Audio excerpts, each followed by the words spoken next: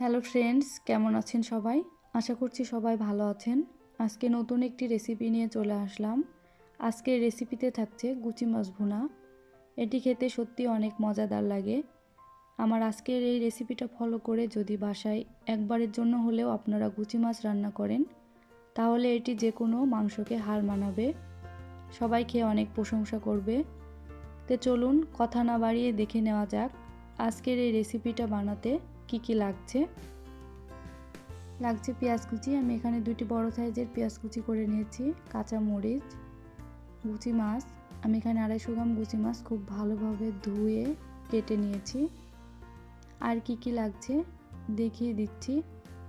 লাগছে ধনিয়া গুঁড়া, হলুদ গুঁড়া, জিরা গুঁড়া, লাল মরিচ গুঁড়া, গরম মশলা গুঁড়া, লবণ, দারুচিনি, এলাচ, তেজপাতা, আদা রসুন বাটা ও রান্নার রেগুলার তেল।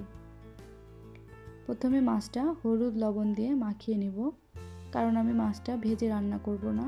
এজন্য মাছটা হলুদ লবণ দিয়ে মাখিয়ে 10 মিনিটের জন্য রেস্টে রেখে দেব।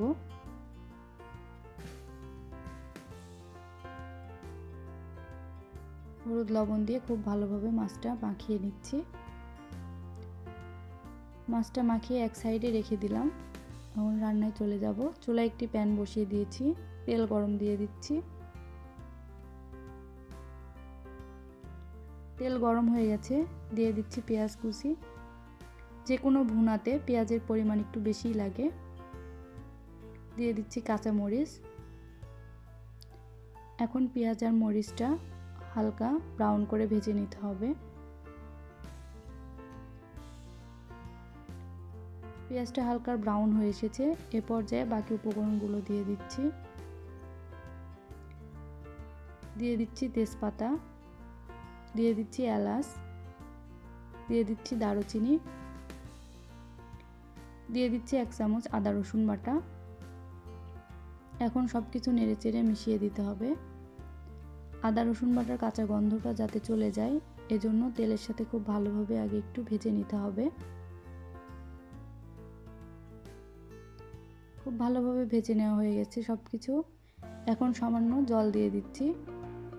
সামান্য জল দিয়ে আমি বাকি গুঁড়া মশলাগুলো দিয়ে দেব।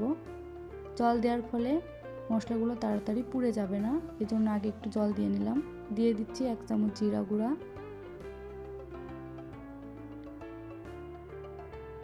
দিয়ে দিচ্ছি 1/2 চামচ লাল মরিচ গুঁড়া। যে যেমন ঝাল খান সে অনুযায়ী দিয়ে দিবেন। দিয়ে দিচ্ছি 1/2 চামচ হলুদ গুঁড়া, দিয়ে দিচ্ছি 1/2 চামচ ধনিয়া গুঁড়া, দিয়ে দিচ্ছি স্বাদ মতো লবণ। সবকিছু নেড়েচেড়ে মিশিয়ে দিচ্ছি। মশলাগুলো যাতে নিচে লেগে না যায় এজন্য আগে মিশিয়ে দিলাম। এখন দিয়ে দিচ্ছি গরম মশলা গুঁড়া। সব মশলাগুলো দেওয়া হয়ে গেলে মশলাটা খুব ভালোভাবে কষিয়ে নিতে হবে। মশলাগুলো খুব ভালোভাবে কষিয়ে নেওয়া হয়ে গেছে। এখন আগে থেকে মাখিয়ে রাখা গুচি মাছটা দিয়ে দিচ্ছি। গুচি মাছটা দিয়ে 3-4 মিনিটের মতো খুব ভালোভাবে মশলার সাথে কষিয়ে নিতে হবে।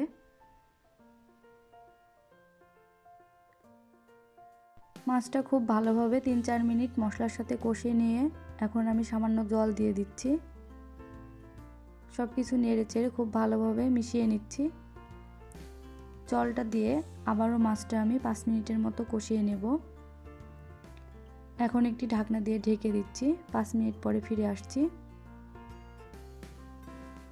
আবারও ঢাকনা খুলে নেড়েচেড়ে দিচ্ছি। সম্পূর্ণ জল শুকিয়ে গেছে। এখন আমি নেড়েচেড়ে আর একটু কষিয়ে নেব।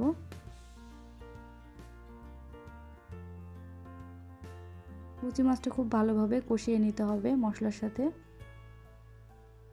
খুব ভালোভাবে কষিয়ে নেওয়া হয়ে গেছে। এখন আমি জল দিয়ে দিচ্ছি। যেহেতু এটি ভুনা করব এজন্য খুব বেশি জলের প্রয়োজন নেই। আমি 1 বাটি পরিমাণ জল দিয়ে দিলাম, এতেই মাছ রান্না হয়ে যাবে।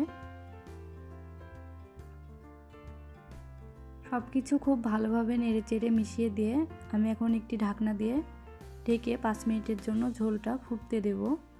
5 মিনিট পরে চলে আসলাম, ঢাকনাটা খুলে নিচ্ছি।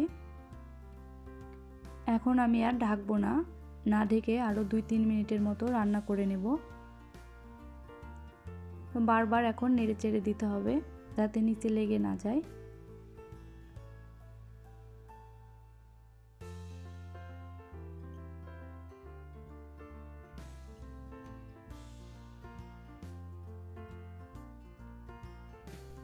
দুই 3 মিনিট রান্নার পরে আমি এখন চুলার আঁচটা বন্ধ করে দিয়ে চুলার উপর 2 মিনিট রেখে নামিয়ে নেব।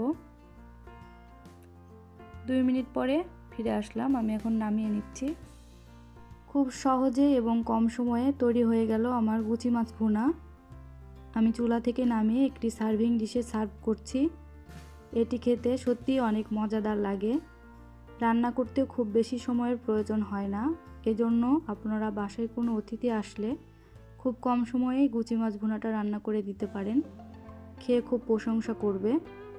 গুচি মাছ ভুনাটা যারা খেয়েছেন তারা তো জানেনই এর স্বাদ কতটা, আর যারা এখনও খাননি তারা আমার আজকের এই রেসিপিটা ফলো করে বাসায় একবারের জন্য হলেও রান্না করে খেয়ে দেখবেন।